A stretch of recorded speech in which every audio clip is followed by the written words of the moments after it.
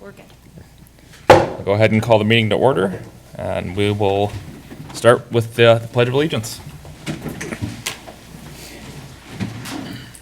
I pledge allegiance to the flag of the United States of America and to the republic for which it stands, one nation, under God, indivisible, with liberty and justice for all. All right. Starting with agenda approval, I know we have a couple things from staff that are minor tweaks. Thank you, Mayor. We do have two items on your dais today that have been added to the packet for council. We have a revised grading agreement for 7K, and then we inadvertently didn't print the resolutions for 7G, so those are in there with one minor tweak to Resolution 2108, as we did receive lower than expected costs for Appaloosa Woods, so we'd be looking forward to the assessment hearing having a lower assessment amount overall. So those are the only tweaks on our end. And anything from council? Yes. Could we move 8B ahead of 8A? Yeah. So just switch the two essentially. That works. Anything else? I would like to actually take 7F out of consent and maybe move it to unfinished business just to have a little further discussion on it. If that works for everyone else. Yes. Agreed. And then if there's nothing else, I'll go ahead and entertain a motion to approve the agenda as modified. So moved. Get a second? Second. Any further discussion? All those in favor say aye. Aye. Can I ask for further discussion on moving 8A, 8B to 8A? Just Sure. so people know why? Yeah, yeah. So, garages 2 rezoning they have asked for an extension. And they asked for us to take it off the agenda tonight. And so, because everything was printed, we can't just subtract things from Right. the agenda by law. So we will have to have a discussion as to whether or not that will be granted. And 100% of the time when somebody asks for their application to be pulled from the agenda, we have pulled it. So I think this happened before with this project too. So that will be, we probably should have that discussion before we take public comment, or maybe ask for public comment with knowing that it actually won't be addressed. Yeah, that's what I was thinking. Sounds good.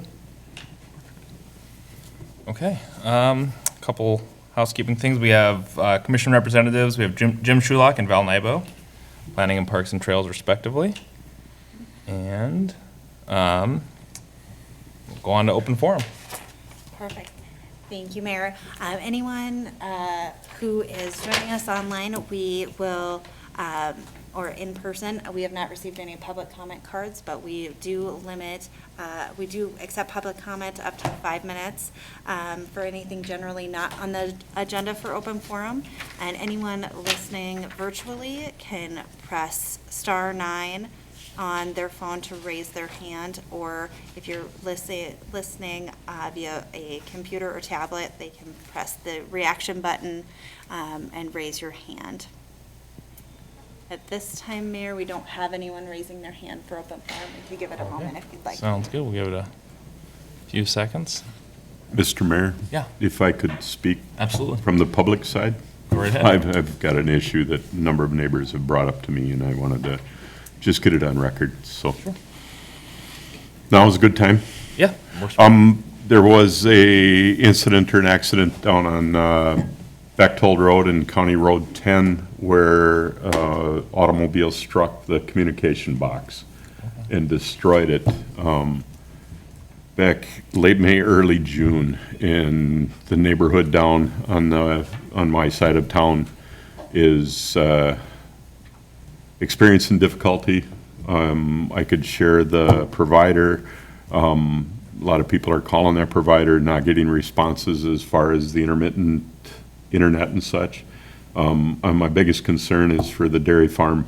Much of what they've got is based off of that internet provider. I don't know if there's anything that the city can do about it. I did call Paula this morning, and she was going to dig into it, but if there's something we can do as a city, I know the citizens up by me would truly appreciate it because of the intermittent service. And it's one of those things I wanted to bring up to us as a council in the city. We've gone hand in hand with a recent grant of if I remember, $5.4 million to improve internet services throughout the city, and we've got issues like this. Again, it was a communication box. It has affected a number of people from Bechtold west, Gotcha. north, south off of County Road 10, and anything we can do to get that provider Just assistance follow or up. for I'll follow up with them. Paula knows what I was talking about. I called her this morning just because of the number of people. Yeah. Since I'm on this side of the bench now, there's a bunch of people expecting me to be able to just strong arm the provider and stuff. And I'm not going to do that, but if I could bring it up here, Yeah. thank you for letting me do that. Of course. Appreciate it. Not a problem. All righty. Then we will go on to consent agenda, which consists of now items 7A through E and G through M. Yep. So does anyone want to pull anything from that?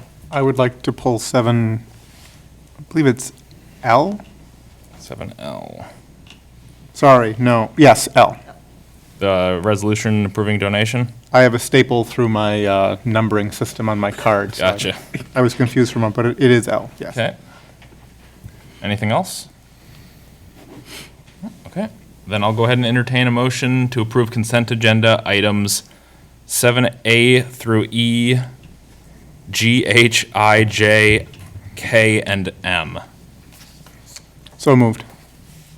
Second. Any further discussion? All those in favor say aye. Aye. Opposed? No, I was an Okay, we're good. Maybe I'm just not hearing. My bad. So, Counselor Nichols, item 7L. Want to pull? So 7L is a resolution accepting donation, and we like to pull these so we can give thank yous to the the donors. And in this case, we have a donation of $133 from Lola and Casey Hedberg, who had a lemonade stand, and raised a considerable sum that we donated to the police department. So I'd like to formally thank Lola and Casey for their hard work. I know when I had lemonade stands, I would have counted myself lucky to have raised $2, let alone $133, and then to give it away is admirable in the extreme. So thank you for thinking of other people. Thank you for thinking of those who work for our benefit, and we all appreciate what you've done. Well said. Yeah, that was awesome when I saw that. I thought that was really cool. Anything else on that item? Okay, I'll entertain a motion to approve agenda item 7L. So moved. I'll second. John, second that. Any further discussion? All those in favor say aye. Aye. Okay. Now we'll move right along to planning business. We have a public comment opportunity, and this will be for 8A, which is now the Garages 2 proposal, 8B, which is the nuisance code updates, and 8C, the sketch plan. Yes, and Mayor, newly renumbered 8B is a public hearing, so we'll be opening that Gotcha, public yep. hearing as well. But anyone wishing to speak on Garages 2, we did receive one comment card in advance in person, but anyone listening virtually, if you would like to comment, you can go ahead and raise your hand and we can recognize you. You can do that by pressing *9 on a phone. Otherwise, you can click the reactions button and then raise your hand if you're on a tablet or a computer. If you'd like, Rebecca Gunderson? I'm good. Want to speak? Anyone else?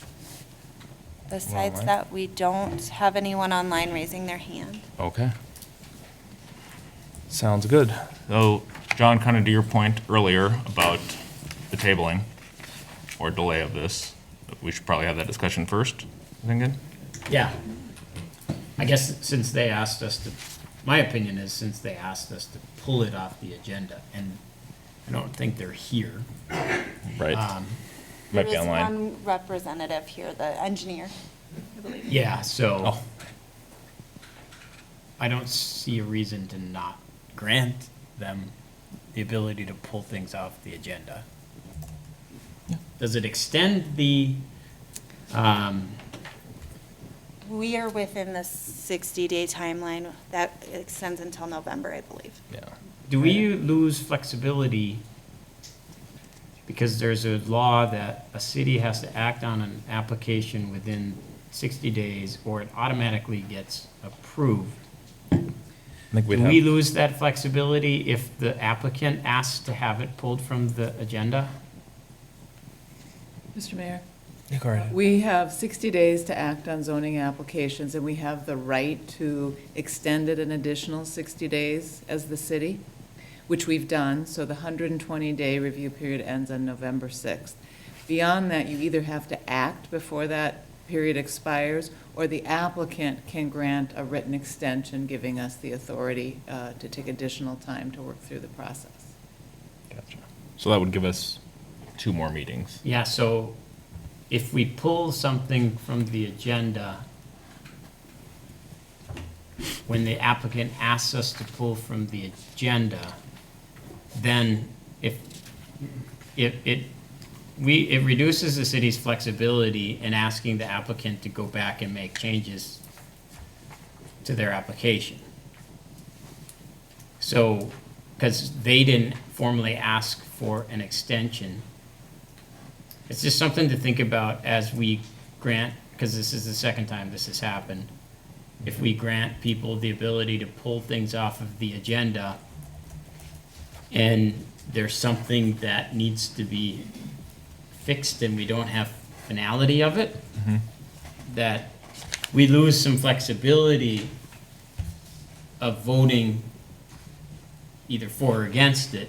Because if we ask for a fix, and we aren't able to vote on that fix, we'd have to put legislation and pass it All, without knowing the key pieces. So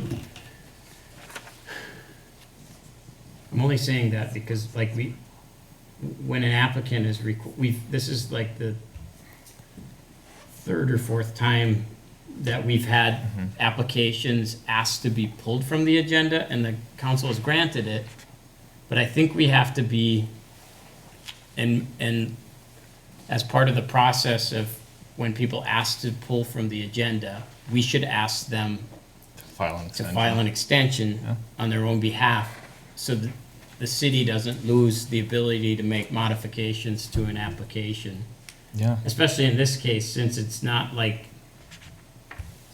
a very straightforward application. It was rejected by planning commission.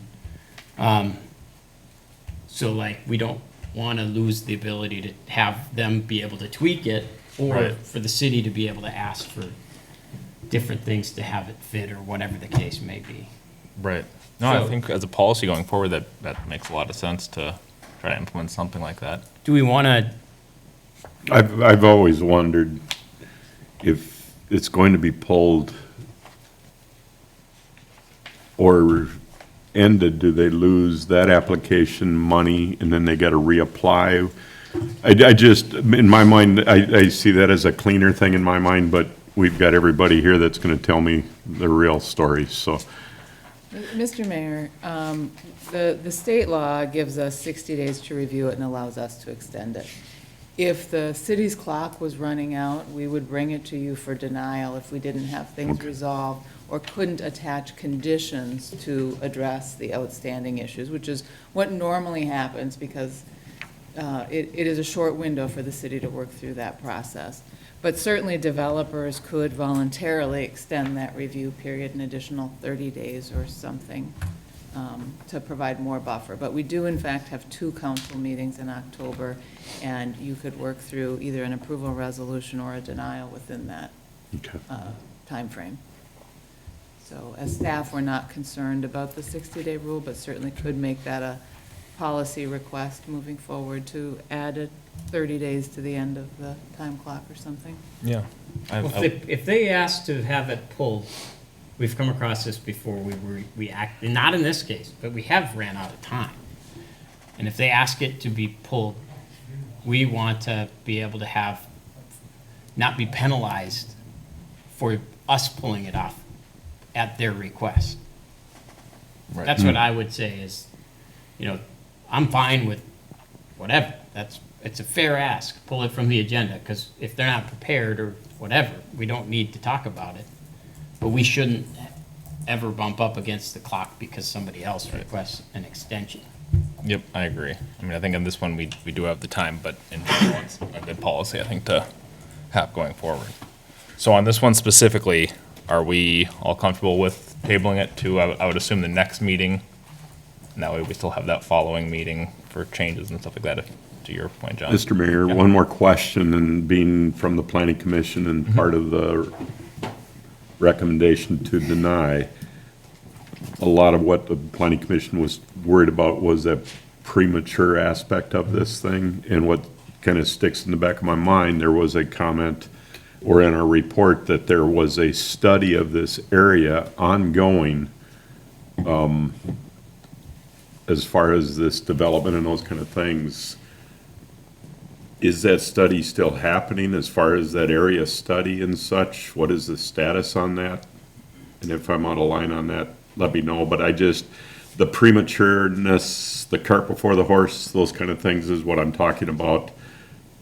Is that study still ongoing, and is there a timeline on when that study for this area could be finished? And could those stars align and help us make a good decision? So the How am I study doing? that Sorry. Councilmember Varenkamp is referring to as part of the 2040 Comprehensive Plan, this southwest part of the city is in a sewer study area. We had been working with the cities of Medina and Loretto to extend sewer with the Met Council improvements in Loretto to serve this area. And a number of things have happened, and that's not currently available. So what Okay. the comprehensive plan says is the Met Council will complete a study prior to our next comprehensive plan update, which 2010. is 2028. 2020. So it is not underway Sorry, yet. I don't know why I and it will keep going be backwards. occurring in the Sorry. next, Gotcha. 8 years or so. Okay, thank you. Thank you, Mayor. Of course. Anything else, or do we want to? I make a motion, we Go. table it. Sounds good. I'll second that. Can I make a second motion that can I make a second motion that when an applicant asks us to table it, that they have to file an extension? Let's do this one first and then There you go. Yes, bring please. that up. That's a good call. Any further discussion on that? I would like to empathize with anybody who's maybe come here twice to talk on this, only to have it not actually get discussed. But ultimately, I think we want your comments on whatever the final proposal actually is going to be. So it's probably more valuable to delay than not. So I'm in support of granting. Gotcha. Yeah. No, I think also, sorry, Tim. no, go ahead. I think also, all of our contact information is on the website. So if you are unable to comment or don't want to comment in public, you can call us too. Yeah, please That's our do. job. Please do. Okay. Anything else? All those in favor of the motion say aye. Aye. Alrighty. Thank you, everyone. Now can I make that motion? Yes. Can I make a motion that when somebody asks us to table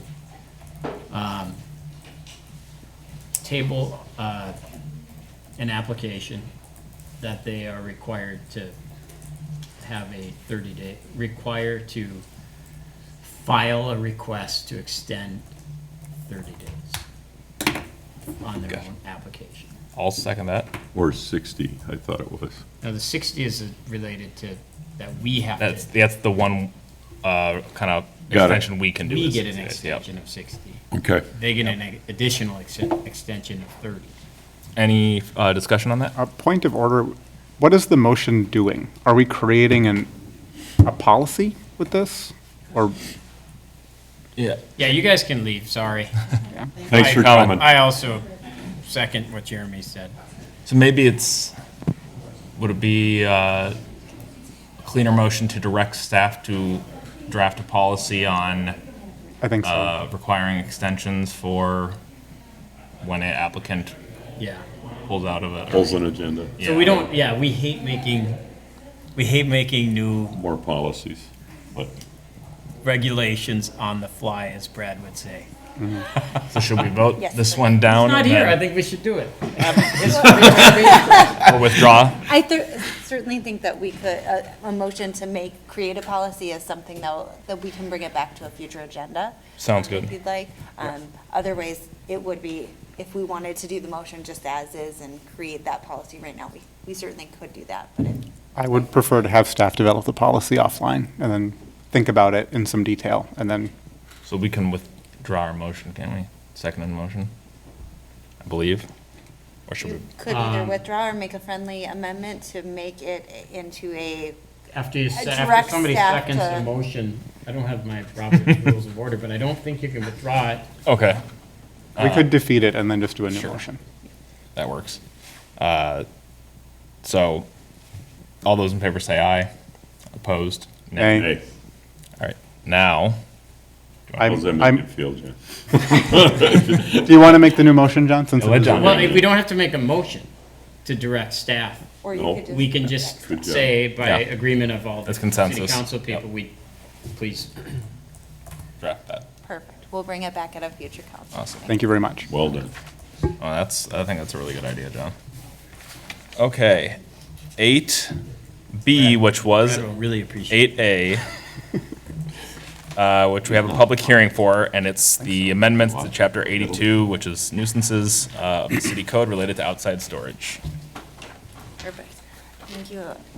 Yeah, I'm gonna go ahead and pass this over to Kendra.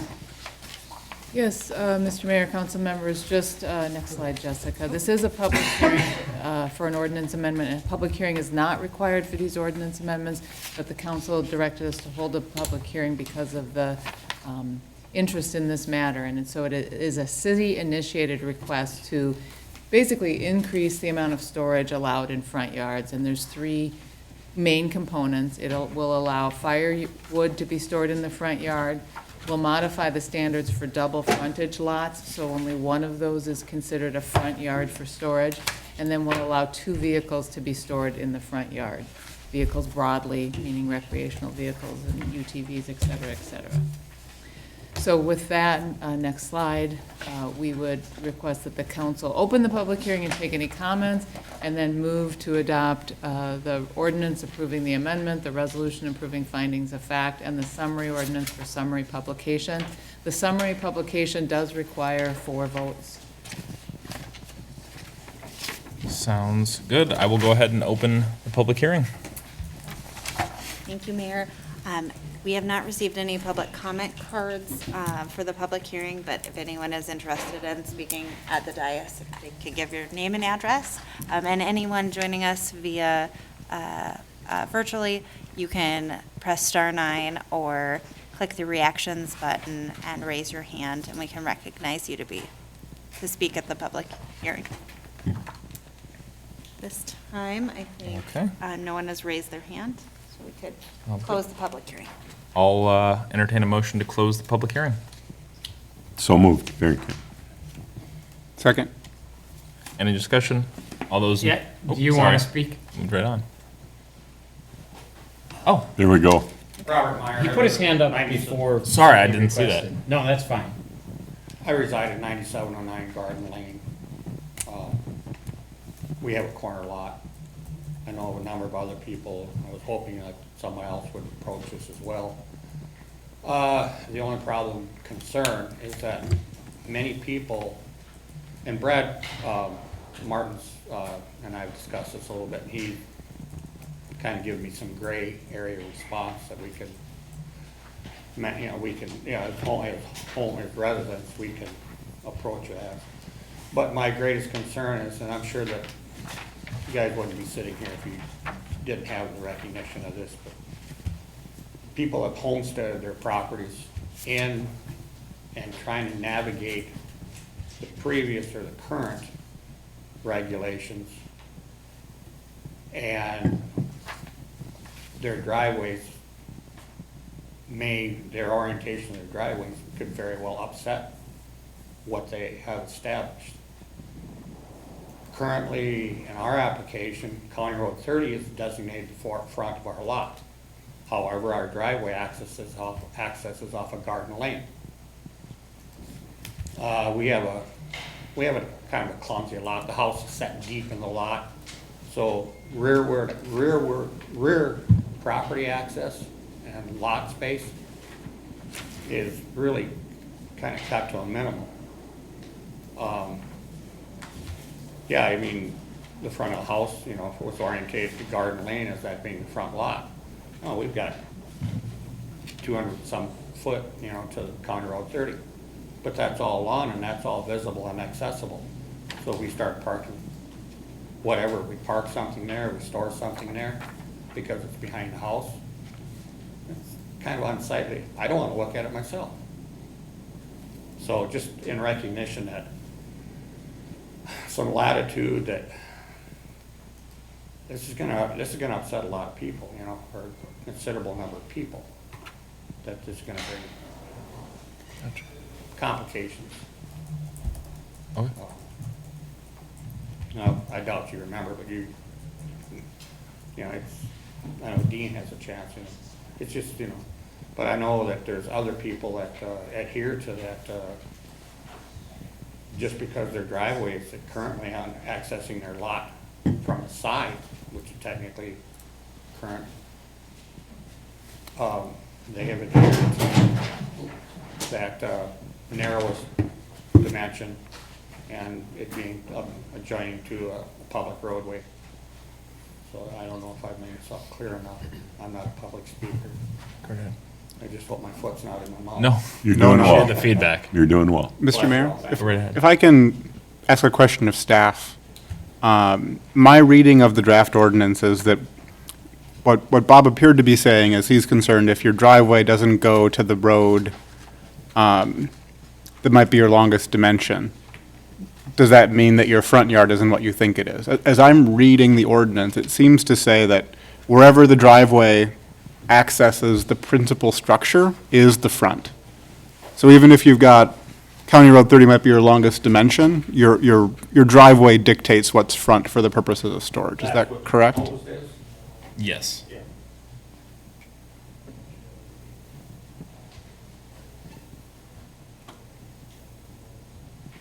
So is that, That's correct. okay, thank you. I'm not permitted to submit something that's currently, to my belief, in current code. Sure. Okay.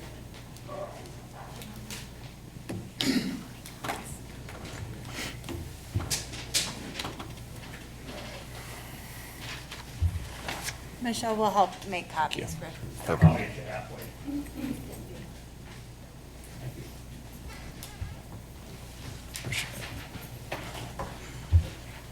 Let's see. And we had no one else. And we have no one else. We do have a motion and a second to close the hearing, so we just need a vote on that. So, yeah, we can But continue. no one else is raising their. We can continue with that as we wait for that to be scanned in. So we did have the motion, the second to close the public hearing. Anything else before we do so? Okay. All those in favor say aye. Aye. Public hearing is closed. Thank you. And then I don't know if we want to go on to the presentation as we're waiting. Well, that was my presentation. Oh, I'm so sorry. I'm so sorry. I didn't know if there was more. You had mentioned that there was additional slides on something. I wasn't Yeah, sure. Okay. yes, Gotcha. Okay, well, I guess what's the feel of council here? Would you like to wait for that? I think I can guess what it probably is. And I feel like because of the way the draft ordinance is written, it's written so that for the purposes of nuisances and storage nuisances, it'll supersede other definitions of what front might be elsewhere in the code. Is that accurate? My understanding. So do we have a picture available for the presentation that shows the view of the corner lot and what the current versus the future code requirement would be? It's in the packet. Yeah, I it's did in not- the- I've got it here, but, I can go ahead and try to pull that up. Give me okay, just a moment. thank you. Thank you very much. Thank you.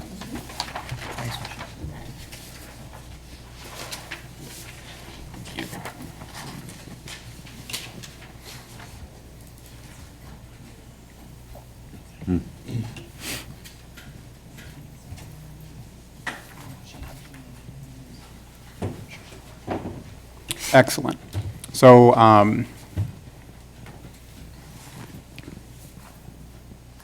per the public comment, the concern was that if you've got a driveway that comes off of a road that isn't considered the front in other parts of code, that might cause issues for folks who are, from a practical perspective, treating their driveway as defining where their front is. So what code would permit in the future is this image on the right, where we have the green box is considered the front. That's defined by where the driveway comes in. Sides are in blue, rear is in red. The current code on the left treats both streets as front, so you end up with a pretty small rear area. We're trying to correct that with the changes that staff has drafted. Per the packet, I believe the stated statistic was about 70% of existing violations would probably be resolved with this change, along with the allowance to use driveways 25 feet away from the street as storage locations. So I feel like this is really in line with what we had talked about before and directed staff to develop. I'm happy with the code. I think it strikes a reasonable balance between people trying to use their property for storage of the things that are important to them, while not allowing things to get too out of control. So, And we do have in the text of the proposed changes, I believe it's 2 vehicle, whether it's unoccupied trailer or, all sorts of different recreational vehicles, max in this newly defined for corner lots front yard area, and then the same storage allowance as we have currently in the code for side or rear yards within the 10-foot setback. So hopefully it strikes that balance, is what we're going for. What does it do to the information that he just gave us related in the code? Does that line need to be changed then, as far as the highlighted portion and such? What the text of the changes here? It does not. That's a section from the zoning ordinance, and this definition specifically applies to the nuisance ordinance only for storage. That is still a front yard for the purposes of setback. We measure that. It's just for the purposes of Okay. storage that it's not a Gotcha. front yard. So we did look at that, and we do not believe that should or needs to be changed in the zoning ordinance. Makes sense. very good. Okay. If I can ask, does that Absolutely. clarify? Where do you, Notes that this applies in general reference to the lot, and I do agree. I mean, by no means, to change this could very much be beneficial to other parties that have a different situation than we have, and other people that I'm thinking of. That needs to be recognized as well. But yeah, no, it gives some, as Kendra stated, so for general principle purposes, setback and such factors, the general orientation, if it's stayed in this, but the other issues would be addressing nuisance issues. Yep, so this change would only be for regarding the storage of, outdoor storage in a front yard of unoccupied trailer or other type of recreational vehicle. Okay, because what was read, highlighted online as, led to believe that it would bear on, this, what I handed you. as Gotcha. well. But that would not be the case. Correct. Yep. You'd, Take it. you'd still be limited in the number Yeah. of things. So you could park like if say that was 30, and you wanted to go in the bottom red left corner and park, it's not like you could have 17 RVs there. You could have an RV. and have- Right. Yeah, it'd be, for the rear and side yard, the code would just be staying what it is currently. Yeah. this corner lot, if I'd had another choice,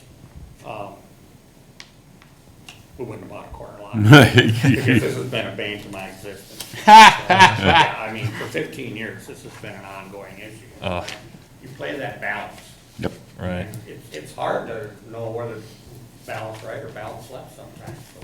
Well, if I could do it all over again, I would have married Angie right out of high school, and life would have been much more simple. So we all have our crosses to bear. You got your hanky thought, I'll give you a real. Bless you all, thank you. Thank you for your input. Okay. Is there anything else we wanted to go over in the draft? I have a question. Go right ahead. The one issue I have is, and it's sort of tedious, but there's something in here to the effect of a wood pile cannot have any rodent infestations. And we have wood, my son splits it and sells it, and like, every time you move wood in a wood pile, there are rodents in there. That's where they live, they're comfortable. So like, what I don't want to have happen is someone to like video rodent, I mean, how do you define infestation of rodents Yeah. nowadays? It's really challenging, because I bet every single row of wood has multiple rodents, or a squirrel and a mouse, like, what defines Yeah. infestation? And I have no idea how we, Police it. Enforce it, yeah. if it's stacked nice, I don't know. It's still gonna That's just, have it. it was an subtraction, it's in there, I don't know how we. And I don't know the I won't go to my wood pile now because I got a snake. I'm deaf. I just scream about snakes. I'm afraid of mice. I don't know the whole genesis That's not of a how road, that but- exact, Probably why I don't language have got mice, included. Pet snakes. if there was a reason we needed to include it or anything. I think that's pretty standard language. Is it? Maybe Kendra or John can speak to. Yeah, we were just talking about that. Infested is large numbers of rodents, and it's sort of related to the hazardous building language. Gotcha. We were just talking about, so it's really something that it's applied when there's a larger problem generally. I So mean, give us some mechanism to do something if there was a clear issue. Indiana Jones kind of deal where they're crawling on everywhere. Is that? Are you Yeah, okay with that's, that? okay, Okay, yeah. perfect. Then, if there's nothing else, I'll go ahead and entertain a motion to adopt ordinance 2021 -432, amending the text of chapter 82 of the Corcoran City Code. So moved. Second. Any further discussion? One, and I brought this up a few times. Is the city in violation with any of these ordinances? Are we as council members, anybody in violation of any of these storage ordinances and those kind of things? I'm one that, I'm sitting looking at my property from the bird's eye view right now. Have I got something sitting in the wrong place? Anything happening? Has anybody been out to my place to look? Has anybody been to We anybody? stopped the mandatory sweeps before we got to you. Okay, all right. You can't even see your house from the road anyway. Yeah, there's. your neighbors things- can't see There's your- things you can see, but I want to make sure if I ran by the other day, you I'm can't- okay. Seems like you're okay. All right. It's a good thing that Counselor Thomas is no longer on council, because he actually had about 8 pallets stacked up in his backyard for his Did he patio really? project. I got pallets, but that's all my firewood. We just wouldn't be modern politicians if we didn't enact laws that we ourselves couldn't be held. I'm just saying, Accountable. I'll withdraw my comments. No, Let's go through it. I just, So we had a motion and a second. All those in favor, say aye. Aye. Then we will go on and I'll entertain a motion to approve Resolution 2021-103, approving the findings of fact for an ordinance amending the text of Chapter 82 of the Corcoran City Code. So moved. Second. Any further discussion? All those in favor say aye. Aye. And lastly, this is the summary ordinance, the 4/5 vote. I'll entertain a motion to approve summary ordinance 2021-433 for publication. What if we didn't publicize it? I think that just means we can't do the We summary. wouldn't be able to do the summary, so we'd So we be have to doing print the a ton of full pages. ordinance, which is just Okay. more printing. Just want, yeah. Paper costs. Yep, okay. Publication costs. I'll make the motion. Second. Perfect. Any further discussion? All those in favor say aye. Aye. Okay, thank you. Now we are on, give me 1 second to find my moved around agenda. 8C, which is Carney Me Sketch Plan version 2.0.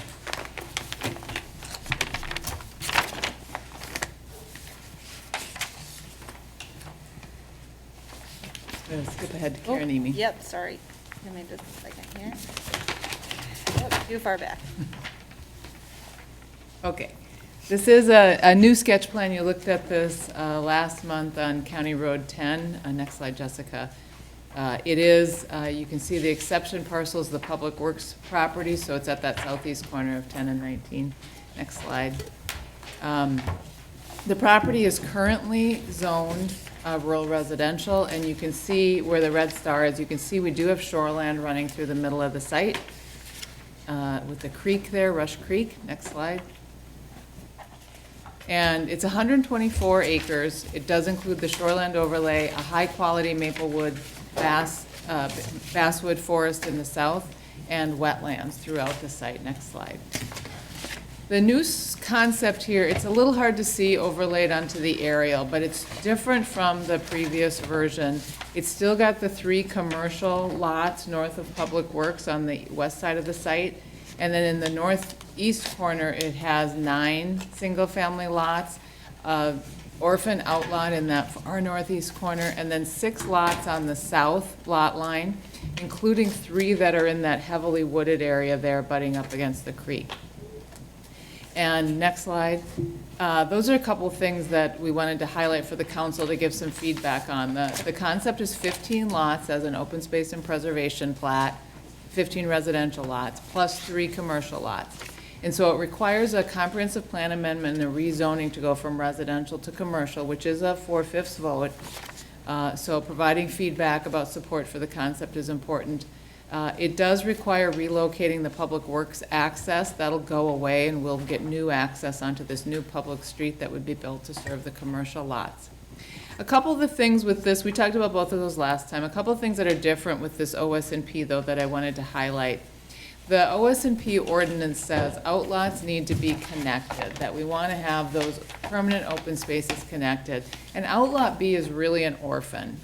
It should either be combined with one of the lots that it's next to make a larger residential lot, be platted as a lot, but it should not be an outlot as part of the OS&P credit. It's just not a usable parcel under the intent of the ordinance.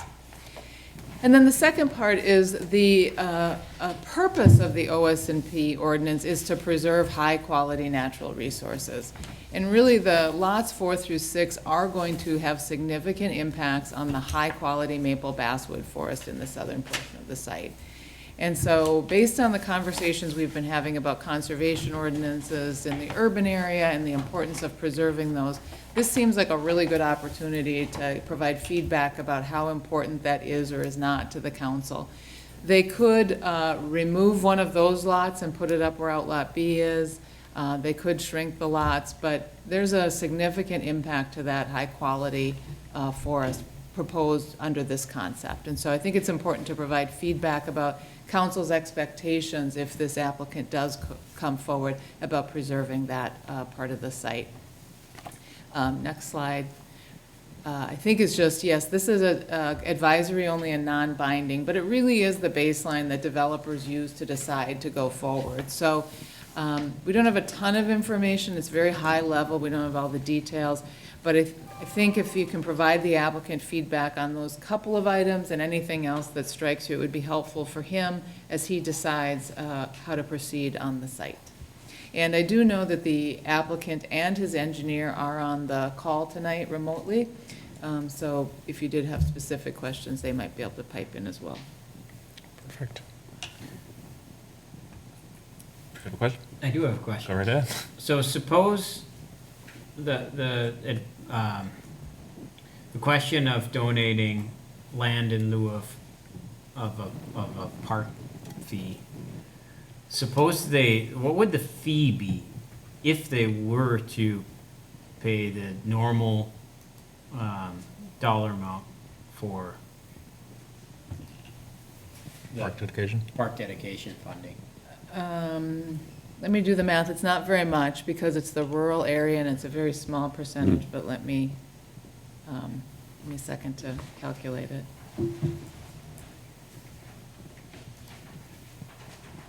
And then another outlot B is, what is to the east of outlot B? I see there's a little farm, but then there's some, is that just farmland? More farmland, yeah. Yeah, so in theory, outlot B could be something, if it was connecting that, that little 4-acre piece to something else, but it just, or if there's a trail going through there or something, so like it doesn't have a clear defined purpose right now, but perhaps in the grand scheme of things, it does. I'm not clear about that, but Is that where the schoolhouse is? yeah, I think that's Okay. that 4 acres. Gotcha. So like if you wanted a bike path to go through by the schoolyard and then No. outlot B, if, Schoolhouse isn't No. close to this yet. Nope, that's a oh, farm. what and then what it's is all that? land. That's a farm? Over here? This here?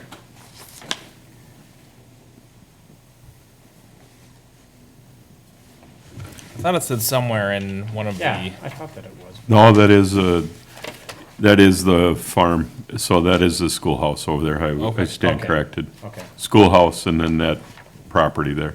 So in theory, It's true. if we ever, I think a trail going, I think we have something preliminarily, a trail running along the Rush Creek. So in theory, outlot B would be where the trail goes off of this property and extends into the property to the east of it, Yeah. potentially. Right. Or why not move 3, 4, and 5 down below and restructure and use outlot B and a little bit wiser, or is the issue related to the length of the cul-de-sac? I think It part can't of it get any is more than that. the more homes you have on a side road like that, you start running into issues with turn lane requirements. So it seems Yeah. like he's trying to stay below a threshold. That's, okay. Could be. Kendra, did you have? So the park dedication acreage that we can require on this 125 acre site is 4.98 acres of land. Okay. Gotcha. And the trail, when you calculate, there is a trail along 19 that exists today and an on-road trail planned along County Road 10. And we believe, our recommendation to the Parks Commission will be to take that trail corridor along Rush Creek, 20 feet wide, down north to south along that creek, and perhaps along the leg of the creek that heads out to 19. And that'll take a good portion of that land dedication, and then the rest would be cash in lieu of land. We would certainly bring that to the Parks Commission if this moved forward, but that, as we looked at it as staff, is going to take a good chunk of that 5 acres pretty quickly. It's a big piece of property. Isn't it, is it 51 acres, outlot A? Outlot A, yes, is close to that, yes. Yeah. And he is not proposing to dedicate that to the city. He is proposing to retain that for his use. He would farm it or rent it. And so the only thing he's proposing is he would meet the park dedication requirements, that 5 acres, likely as that trail. Gotcha. I see, okay. Guess my initial feedback on a couple of the points that you brought up, Kendra, about the, if it was a priority of council to preserve some of those trees in lots 5 and 6, I would agree with what staff's recommendation was to remove those lots or to at least move them. Because that does seem like that's kind of the key area, if you're trying to preserve some of the natural resources there, that's exactly where they are. And I'd agree with the outlot B issue as well.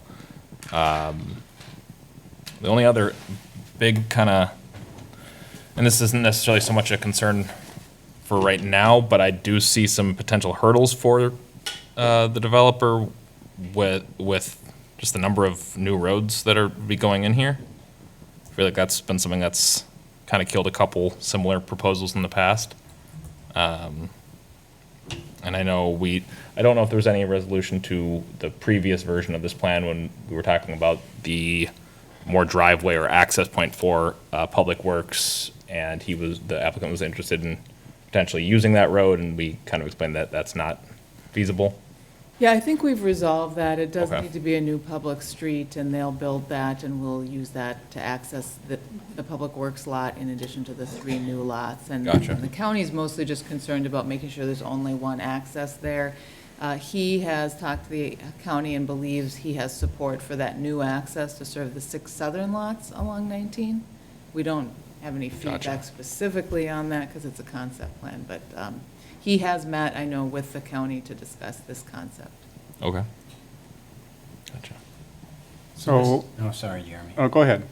So this outlot A, I'm in a little bit of a quandary about thinking just someone gets tired of farming it. How the heck are we gonna have access down to that at some point? It seems like we'd have to have either a super long driveway from 10 and I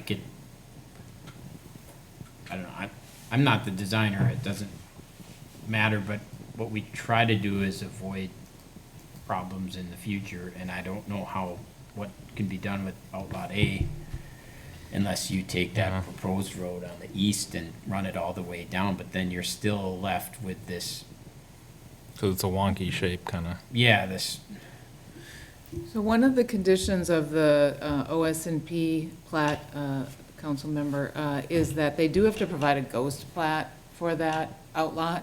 So if in fact sewer and water were provided at some future date, how would that open space, because remember, with the Met Council regulations, these are temporary open spaces until sewer and water are available. So they do have to provide a ghost plat to see what would happen with that. In the interim, they'd also need to show us, and I believe there is a field road that comes kind of across that one lot back to the west side of the creek.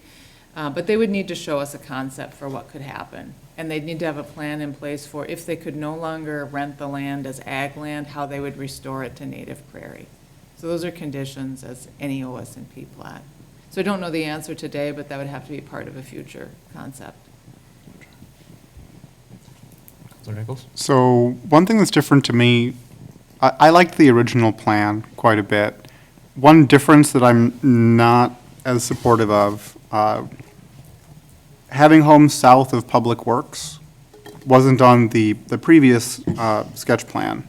And I feel if we're adding additional commercial land and then putting homes on the opposite side, it's a different story than if we were keeping that as either the outlot or as some kind of a park space longer term.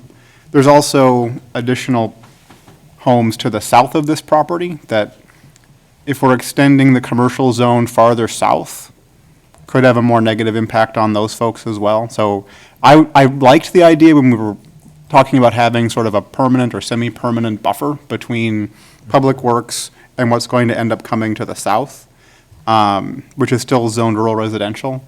I'm not as supportive of the commercial extension if we're going to do homes on the other side of it as well, without having that broader buffer zone. I'll agree with the other council members. I don't like seeing those trees removed either on 4, 5, and 6. I'd also advise the applicant to consider carefully the costs of the curbs and the costs of the turn lanes, because that did kill the Paulson Farms development that was proposed last year. The $500,000 for a turn lane and the cost for the curbs and gutters to get the 1.5 multiplier on the building rights proved to make it uneconomical in that case. So be careful with what your model is showing before you commit to something like this. As far as Kendra asked for comments on how the trail should run, I would say it should connect both to 10 and 19 and to both residential cul-de-sacs if there are going to be two, just to make it as easy to access as possible. And hopefully we can build this into the broader network over time. But I really like the idea of having this be an open space park or area for expansion in the future. I thought that was a really great feature of the original proposal, and I liked having that. We don't have a lot of trails in most of the city now. This could be a good opportunity for us to build a network that's farther out to the west. We're going to kind of get it from the builders on the east side to a large degree. It would be good to be able to build out that network in the more rural parts of the city too. We could do that with this plan as well, as Kendra pointed out, just by taking the 4 or so acres that we would be entitled to.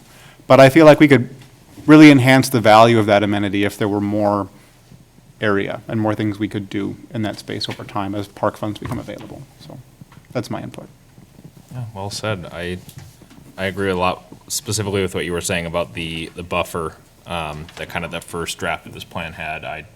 It was kind of the key thing to me why I think I like that first one so much, and why I'm maybe not as on board or this one gives me just a little more hesitation with some of that stuff. So I would agree. What is it a buffer of?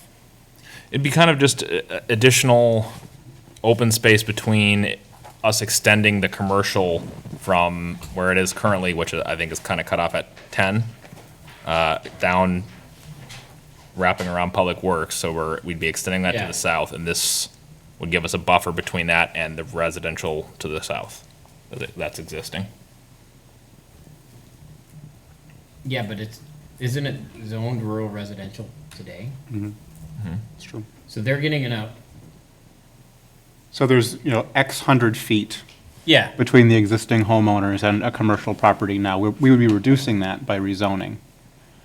If we did that, though, and there was some kind of an OS&P plot in that area, so Yeah. they're reducing the distance they have to the commercial area, but they're also getting an open space that'll be preserved for a while, a couple decades probably, hopefully. If the commercial extends south and we just put in additional houses, I feel like you're changing the character a little bit more than you would if you were keeping it as forest. Yeah, but if I have trouble, I have some trouble saying if we want to extend it to commercial later, like we wouldn't have that flexibility when before us is, I have a hard time saying you can't do this because in the future we might zone that area different. I don't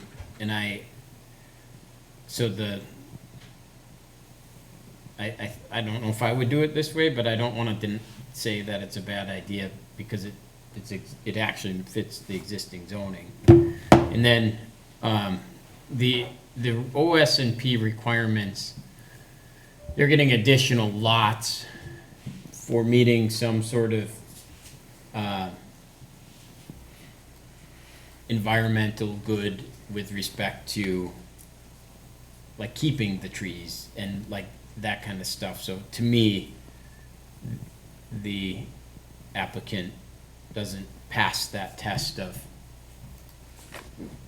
getting extra lots than they normally would if such and such happened, because I agree with you about the the preservation of trees in the context of getting extra lots because you've preserved the landscape. It's sort of like you can't have your cake and eat it too. So only for that reason, if it was that doesn't make sense to me. I don't think for me, I don't think it's where it quite needs to be. I would agree. And maybe if the applicant's looking for some next steps, I'd say looking at those southern properties, residential properties, particularly the ones 5 and 6 on the trees there, but maybe that whole row, and looking at how that could fit elsewhere, and that might solve a few issues in terms of the kind of awkward layout that you were talking about that might raise issues with access in the future, as well as my concern about the buffer and kind of all of our concerns about the trees and preserving the natural resources on site. So I have a question just in a broader sense. Basswood trees grow big and then they split. And a lot of Indian tribes made drums out of basswood trees because they would hollow out, and you could take take that hollowed out piece and put leather over the top of it, and you could have a drum. So like basswood trees don't grow to be 200 years old like oak trees. Right. They have a much smaller lifespan than maples and oaks Gotcha. and cottonwoods. Like basswood trees are really nice, but they're not like we need to preserve basswood trees for the next 300 years because they don't live that long. Gotcha. So I wouldn't necessarily classify basswoods in their prime are awesome, but we can't preserve a basswood forest for 300 years Right. because they don't last that. Yeah, right. The tree just falls apart. Gotcha. So I would want a distinction between basswood and maple. Which is what? But that's super splitting hairs. But I don't know if saving basswood trees would be what I would Gotcha. be Super super concerned. excited about. Gotcha. Makes sense.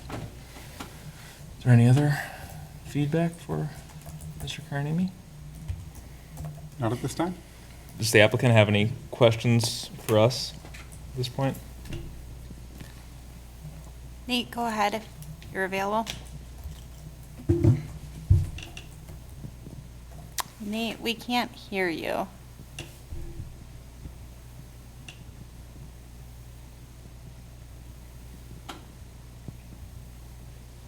Oh, Nate, we still can't hear you. Are you on a phone as well? Oh. We cannot hear you. Can you see him? Do you know he's talking? Or? Yeah, Oh. I can see him. Did you turn your audio off because of the? Oh, let's try. Give us 1 second here.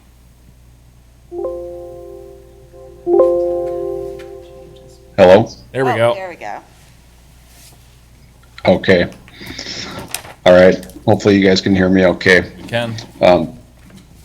Yeah, thanks for the staff council time and feedback and comments. I'm wondering if there would be, I certainly heard the feedback loud and clear. Maybe not so much the basswood, but, the maple forest is obviously it's a recognized, resource that council would like to see preserved. And actually, I think in Kendra's memo, she had made a similar recommendation, so I was kind of prepared to do something a little bit different there. But I guess the one part I'm still kind of looking for more feedback on is that, to me, the spirit of the OS&P is that you're supposed to cluster developments, in a way that preserves the features and, makes it possible for smart future development. I'm wondering if, it would change council's view on it if I were to cluster those. There's no minimum lot size under OS&P. What if I clustered those 6 lots to the south? What if those were all clustered into the open field? You could leave the basswood maple forest and, probably, I would think, accomplish some objectives. Now, that's bordering to the south on property that's zoned for residential. Someday, I'm quite certain, the property to the south will be residential. I mean, it's zoned for that. I can't imagine any other use. I can't imagine council would ever approve something different than that. So I do think that the southwest corner makes perfect sense as, it fits into future residential development. Furthermore, in terms of the buffer, I think the purpose of the way Outlot A is laid out is that it does buffer, until such time that the city, some future council determines differently. There's a conservation easement that entire Outlot A would remain open. I happen to think it would make perfectly, good sense to continue to farm that. But, whether it's farmed or native prairie, I see that on the south side of the city property, there's a, Oop. Nate? Nate, I think we lost your connection for just a moment. Nate, turn your camera off. Sometimes that helps with the. compared to the previous plan. We just caught previous plan, nothing before that for about a minute. Oh, okay. There's a Well, delay. I'll try that again, just briefly, but, I'm not sure, we've kind of laid this out for the purpose of buffering around the commercial property. And I'm not sure how this plan differs from the previous plan, which everybody, or at least in general, it seemed like it was received much more favorably.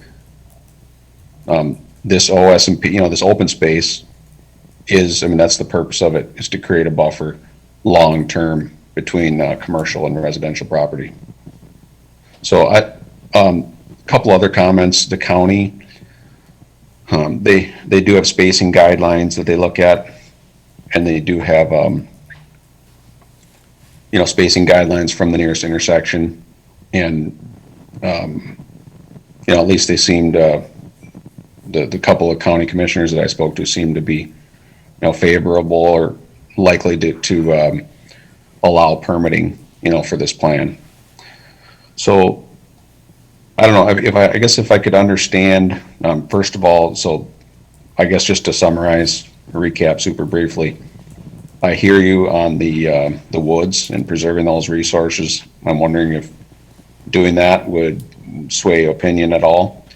And secondly, I'm just not sure what more I could do to buffer the commercial property as compared to the previous plan. Okay, I feel like it's kind of hard for us to see exactly what some of that reworked, those 6 lots of there that you talked about potentially clustering, or whether it's reworking some of them into that Outlot B or moving around. I feel like it's hard to know exactly what our feeling of it is without seeing what some of those possibilities are. But Mr. Mayor? Yeah. Just real quick too, and I've been around and listening to previous councils and such, it would really be nice on 4, 5, and 6, after I've chewed on it a little bit, is there a way to plant some homes in amongst those trees instead of clear cutting them? I don't know if that was your plan, but I refer back, or I refer to south of Hackamore and west of 116, that whole Fox Run or whatever that development's called. A lot of those homes are planted in and amongst some beautiful, beautiful trees and such, and I don't think a whole lot of effort was made to save all of those trees that those houses are amongst. It would be neat to see, I like the overall plan. It would be neat to see if something else could be done. I think he points out the setback or the separation of access to 19 is why that road is on the south side, and it's taking out that line of trees. I don't know if it's something that could be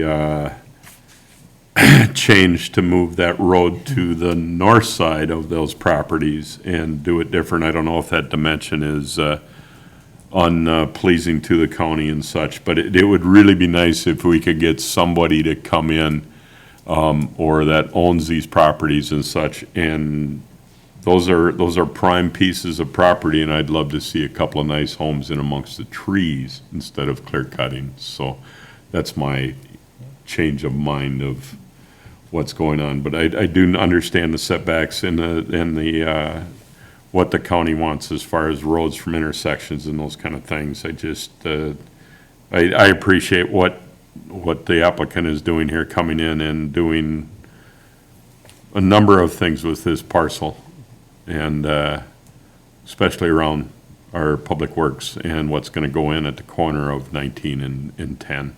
I think it's a good start to something that can be pretty neat and something we can use for other properties on the western side or not within the metro urban service area. So, thanks. Of course. Any other feedback from Nate? Jeremy looks like he's thinking about saying something. I am thinking about saying something.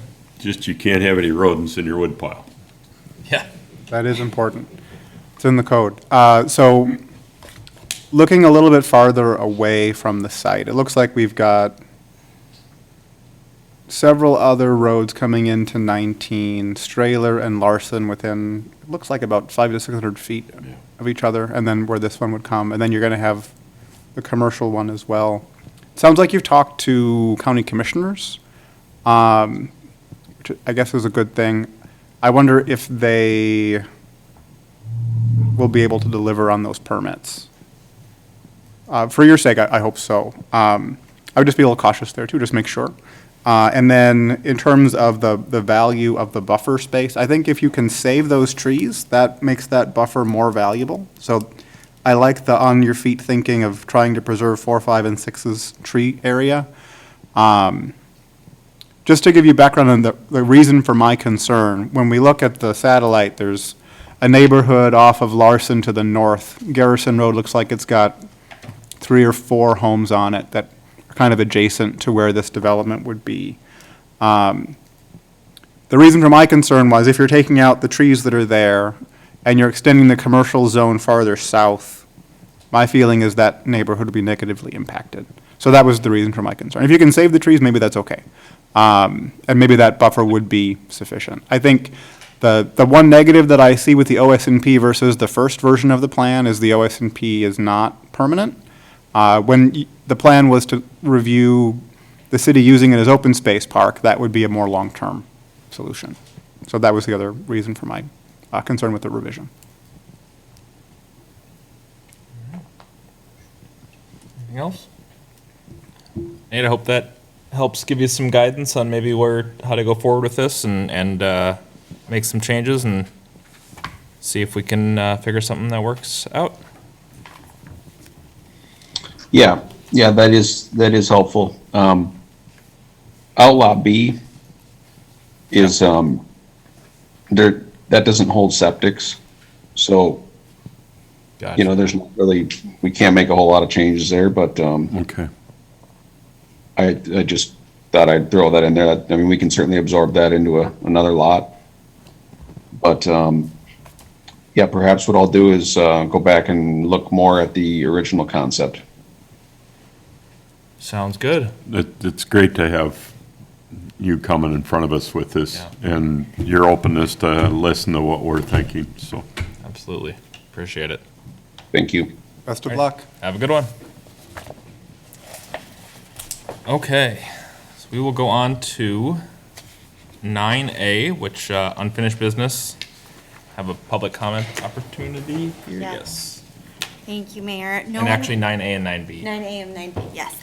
No one has submitted any public comment cards here in the audience related to 9A or 9B.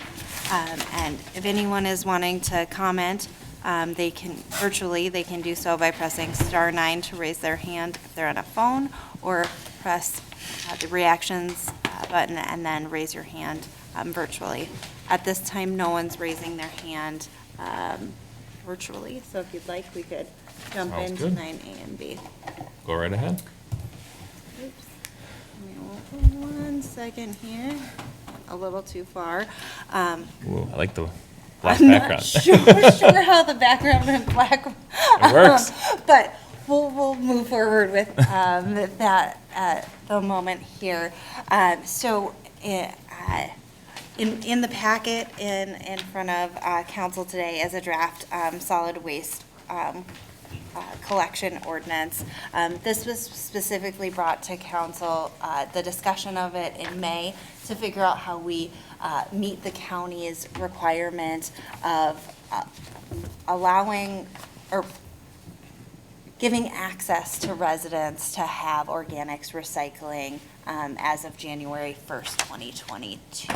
So really, we talked to council and looked at this a bit with recycling RFPs, which we'll be bringing forward at the next city council meeting, but really trying to meet the county's objective of offering it to residents, and this kind of offered a happy medium of allowing people access to organics recycling without making it a requirement, and building that into either requiring it separately or building it into the recycling program that we currently have. So the draft ordinance addresses really a requirement that folks that haul garbage or other recyclables in town be licensed. But it does not require any residents to utilize it, just it allows them to have it be offered to them. It allows for licensing of our garbage haulers, which gives us some protection with requiring some additional insurance, being additional insured, as well as it allows for a uniform pickup date for public works. That was a big concern when we were talking about during the middle of winter not having trash and recycling out every day, so you'd, depending on if we had snowfall for a week, you'd be moving back and forth and moving that snow. So those were some of the things that we took into consideration with this. I did have the city attorney review this, looked at some other cities and kind of pulled the parts that we liked from other cities to come up with the draft ordinance. So if it's, tonight we're really looking for some feedback from council. If it is amenable, we'd be looking at putting it up for adoption on October 14th on the consent agenda. Any new ordinances that we have to adopt, we do have to have some public time for people to look at that.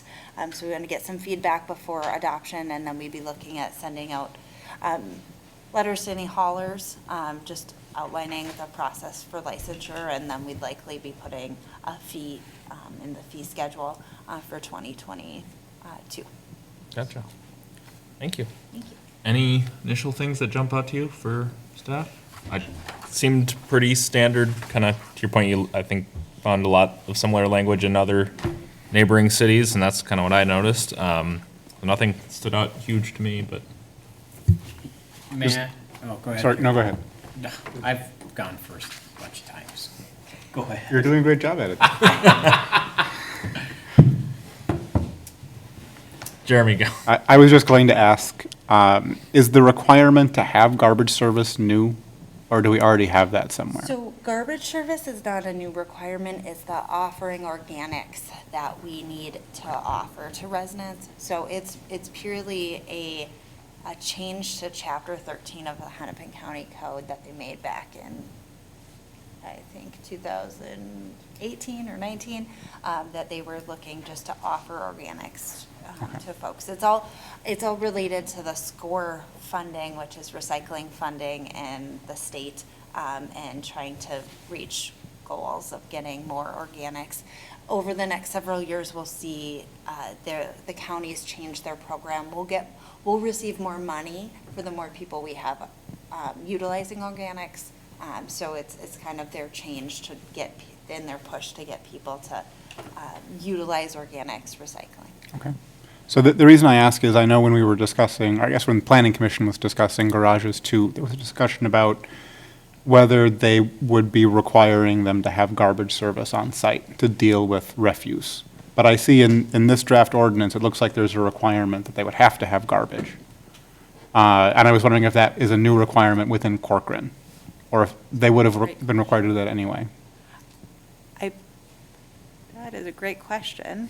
I know you can't burn your garbage in Corcoran. You can't burn garbage, and I would Legally. have to look at, I think commercial, there might be some requirements in the commercial zoning districts that There require. has to be some provision set up for the collection, yeah, I have to look at the old draft, but yeah, right.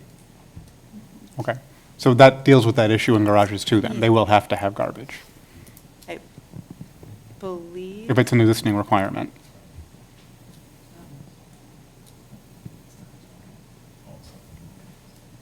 That is a question I can look. Okay, maybe that's something for look staff to research a into. little bit. Yes, we can look into that when we bring it back, for adoption, if Okay. that's something that is required. John, did you have something? Yeah, I have a question on the insurance aspect of it. So, city, including its elected and appointed officials, employees, and agents should be named as an additional insured in such policies. One of you two attorneys will, I want an explanation why that would be required of solid waste haulers and not like just everybody who does business. And I'm not advocating that everybody that does business has that, but what's so unique about garbage haulers that we need them to have insurance and liability insurance against us and other employees of the city? And then I would also ask, like I believe that, maybe I'm wrong, but if you are doing business as a garbage hauler, you would have to have some level of commercial general liability. Like you couldn't just be uninsured. And those are set, usually insurance standards are set by the state. And then, so in this case, like, I'm wondering why we would need to have different, or even have the need to specifically, it's like, you're required to have, to be a commercial refuse hauler, you need insurance.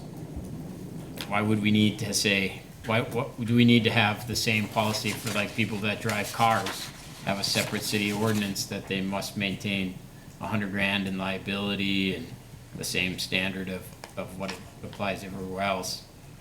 And then there's the workers' comp portion. Like, I don't know why I guess the whole subdivision too, like, what's so special about refuse haulers that we need to have them have all these different liability and workers' comp stuff, like, when it's not required for other businesses in town? It just seems odd to me. Go right ahead. Mayor, members of council, yeah, it's a good question. The shortest answer to that would be, because it's a licensed activity by the city and you're talking about heavy machinery, it's a good idea to just make sure that they're covered. It's something that all the businesses, you're correct, do anyway, and it's an anticipated cost that they already absorb. Any other city that licenses, you'll find a provision in there about insurance. You'll find varying levels, but largely around the same expectation. But you use the example of, well, we don't regulate every individual driver on the road, and that's true. The state does, and to the extent that we provide like recreational licenses, most recently in our code, we did require an insurance requirement for that, same thing. So if it's a licensed activity through the city, we want to verify that you have insurance and you're protected in case something bad happens. And garbage haulers, as we know, they're driving around heavy machinery that potentially can do a lot of damage, so. Does that answer your question? Yeah, I guess then, if just generally speaking, then why the need for the ordinance? What problem are we trying to solve with having to have haulers be licensed to do business in the city when we don't require other businesses to have specific licenses to do? Or do we make dirt haulers have specific license to do business, or tree movers, or people with lawn mowing business, or people who rent, they drive big heavy tractors around and they're doing business? Do we have to have a separate license for them to do business in Corcoran? It's like, what's the purpose of having to have a license for this specific industry? What's so unique about it? And driving big vehicles isn't one of them. I'm not sure. I don't see necessarily the need, unless somebody can explain why we have to even have a license to do business in Corcoran if you're a trash hauler, when we don't require it for most other businesses. Yeah, Councilmember Bottom, the short answer to that question is you don't have to license haulers if you don't want to. You're doing it because you're electing to put down certain restrictions. You want control over certain aspects, for example, control of pickup date, so there's less wear and tear on the roads, things like that. And then these are just sort of the controlling factors for that and the responsibility that we take on when we do that. So, you don't have to do it if you don't.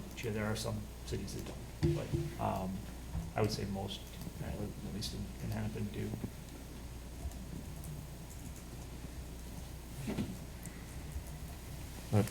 Well, yeah, I guess I don't know what the reason why we would do it in the first place. Was some of the genesis of this was Yeah, so the the county? Some of the impetus for this really was, how do we meet the county's requirement to offer organics recycling to residents? There were a couple ways that we could do it.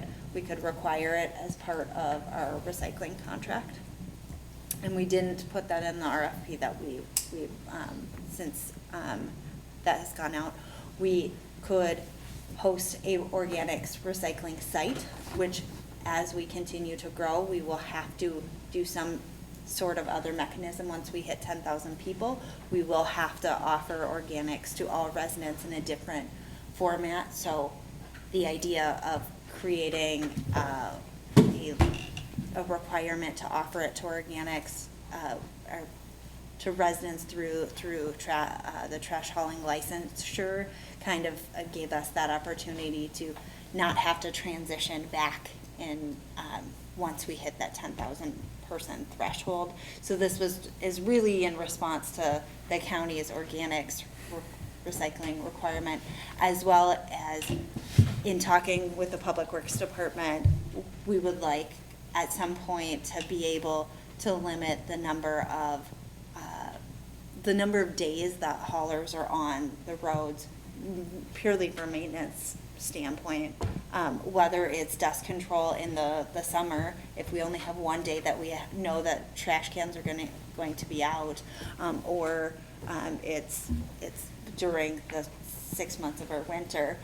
Those were kind of some of the considerations for looking at this as an option to move it forward. We don't certainly have to. We do have to come up with some sort of solution to meet the requirement that Hennepin County has of us to offer organics to our residents. So it's an unpaid expectation of Hennepin County that I would vote against doing, and I think that's garbage.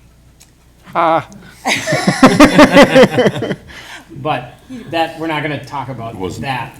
Yes. So that's kind of the genesis of how we got here tonight, is it's a couple different things all coming together to create this. We had a discussion in May how to best handle it, and this is kind of the direction we went. If that's something you would like us to revisit and have some sort of organic site, we just have to incorporate that into the 2022 budget somehow, or 2023 budget, 2022. I'm getting a year ahead of myself. We just have to incorporate that into the budget as we finalize that and change some things, but it's certainly an option. So I think it's just it's a policy decision on how we we get to meet that Hennepin County requirement, as well as how do we meet our other objectives of limiting. Well, I guess I won't talk but 2 more minutes and say, it seems like it's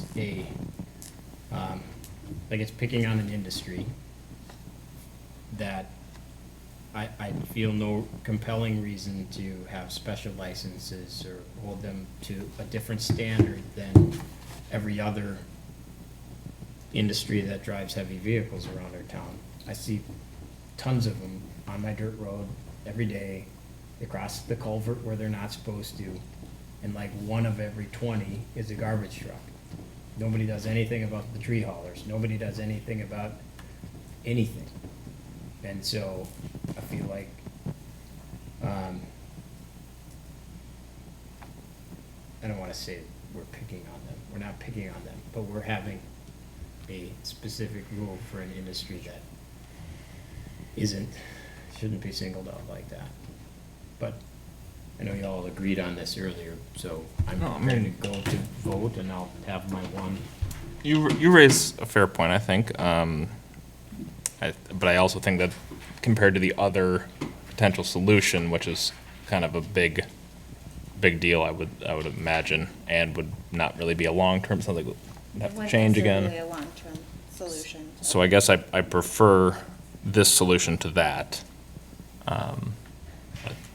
I would agree. I'd prefer to have a one day a week Yeah. election. Just that way, it does have some concerns. It limits the number of trash haulers we have in town, Right. but the license does control that, and if we do the insurance and stuff, I'd rather see garbage trucks through our town, through our streets 1 time a week instead of every day. But Right. I understand what you're saying too. I'd love to see it, dirt haulers, all that, 1 time a day. I mean, somebody gets Monday, somebody gets Tuesday, but they're public streets too. Well, in terms of the actual draft text, Yeah, is so if there there are any draft text changes? changes, that would be helpful. Otherwise, we'd be proposing to bring it back on October 14th for adoption. There's nothing that stands out to me as a big change that I need. I would agree. We're good? Thank you all for your feedback. Thank you. Alrighty, and before we go into 9B, which we moved here, I'm gonna suggest we have a 5-minute break. I have to use the restroom, and we could just stretch our legs quick, so if that's okay with everyone. We'll be back by 8:38. Perfect.